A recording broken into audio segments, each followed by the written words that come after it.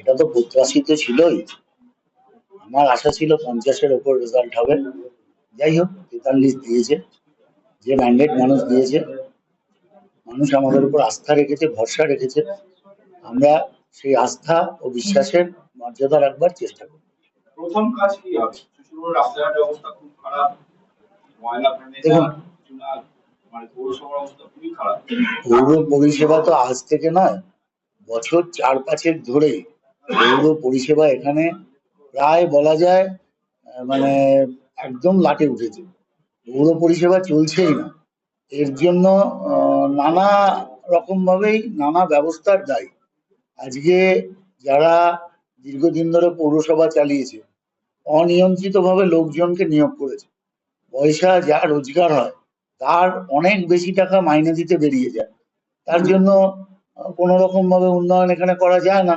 এটা যেমন একটা বিষয়, তেমনি আপনারা দেখেছেন নিজেদের মধ্যে কোন্দলে কিভাবে চেয়ারম্যানকে সরানোর জন্য এক পক্ষ আর এক পক্ষের সাথে লড়াই করেছে। আজকে পৌর পরিষেবার হাল ফেরানোর এদের কোনো সদিচ্ছা ছিল না। তো আমরা এখনো পৌর পরিষেবায় হস্তক্ষেপ করবার মতো জায়গায় আসিনি, কারণ আমরা বিধায়ক হয়েছি। এরপর আমরা আগামী বছরই পুরো নির্বাচন আছে। পুরো নির্বাচনে এখানে ভারতীয় জনতা পার্টির পৌরসভা হবে। তারপর যাতে কোনো পরিস্থিতিতেই এই যে ভুতুরে এত ওয়ার্কার্স, মানে 26,000 কর্মী আমাদের পৌরসভায় আছে, যার মধ্যে 1600-র ওপর কর্মী যারা কোনোদিন কাজে যায় না, তাদের শুধুমাত্র মাইনে নেয়। এরকম নানা সমস্যায় জর্জরিত পৌরসভা। তো আমরা আমাদের যখন নির্বাচনের আগে আমরা ম্যানিফেস্টো ডিক্লেয়ার করেছিলাম, তাতে লিখিতভাবে দিয়েছি। চন্দননগরের প্রথম বিষয় হচ্ছে চন্দননগর একটা শিক্ষিত মানুষের শহর, অনেক বেশি শিক্ষিত লোক আছে। এবং চন্দননগর সংস্কৃতিবান মানুষেরও শহর। কিন্তু চন্দননগর এত পুরনো শহর হওয়ার পরেও দীর্ঘদিন ধরে চন্দননগরটাকে পলিটিসাইজ করে চন্দননগরের যে আস্থা জগদ্ধাত্রী পুজো, সেটাকেও পলিটিসাইজ করে ফেলা হয়েছে। আমরা সবাই এখানে যারা বসে আছি, আমি গৌতম দা, সুবিধা, যারা বিশেষভাবে এরা সবাই, আমিও ছোটবেলায় এখানে বহুবার জগদ্ধাত্রী পুজো আমার সাথে বাবা মার হাত ধরেই হাঁটতাম। এবং জগদ্ধাত্রী পুজোকে যেভাবে কার্নিভাল করার চিন্তা ভাবনা করা হয়েছিল, এটাই আমাদের একটা বড় বিষয় ছিল এবার নির্বাচনে, যে আমরা জগদ্ধাত্রী পুজোর এই কার্নিভাল আমরা করবো না। আমরা জগদ্ধাত্রী পুজোর যে শোভাযাত্রা, সেটা আমরা করবো। জগদ্ধাত্রীর মূল যে শোভাযাত্রা, সেটাকে আমি ফোকাস। দ্বিতীয় বিষয় হচ্ছে চন্দননগরের আলোকসজ্জা হচ্ছে পৃথিবী বিখ্যাত, কিন্তু এটাকে একটা গিমিক করে, শুধুমাত্র একটা হাব করে, যেখানে দোকানপাট পর্যন্ত খুলছে না।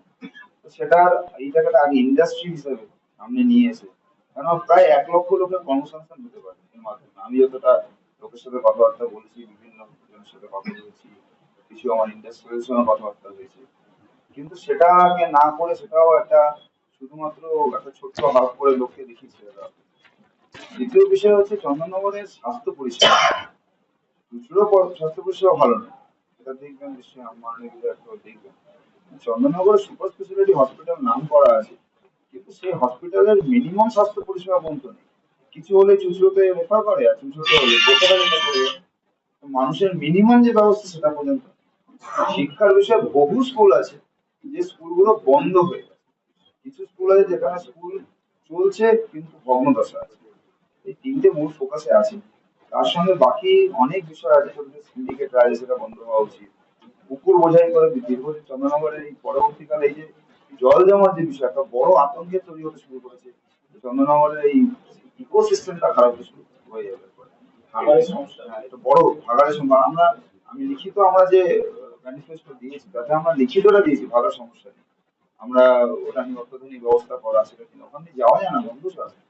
তার মানে অবাক লাগছে যে এত বছর ধরে, 34 বছরে বাম শাসন, 15 বছরে তৃণমূলের শাসনে ডেভেলপমেন্ট যেভাবে হওয়া উচিত, শুধু নীল সাদা দিয়ে চোখকে শুধু ঝাঁসা দেওয়া হয়েছে, কিন্তু অ্যাকচুয়ালি কাজ হয়নি। ঠিক আছে, স্ট্যান্ড রোড নিয়ে আমি বলেছি, স্ট্যান্ডে ওখানে প্রচুর লোক মর্নিং ওয়াক করে, এবং স্ট্যান্ড রোডটা